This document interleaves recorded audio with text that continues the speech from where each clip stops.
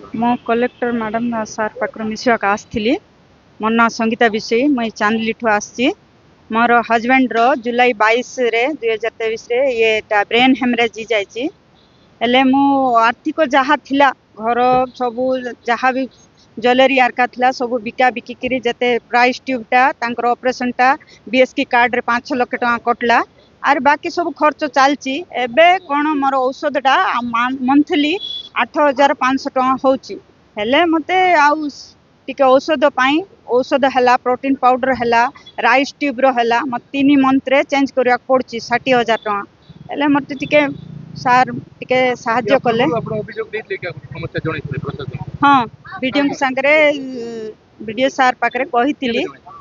हेला गुटे 6 मास परी हेबो कहितिली।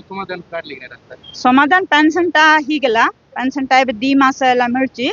आउ बाकी रो तो ही नी आउ मु एकुटिया लेडी टा कोटी आशा जा करि पारबे बोली कि मु आउ मोर हस्बैंड रो मंथली औषध 8000 जो 500 टका विशाखापट्टनम रो आसी सेम टू सेम सी औषध मते मिली गले तार मागणा रे मिली गले मते भल थाता। मोर हस्बैंड रो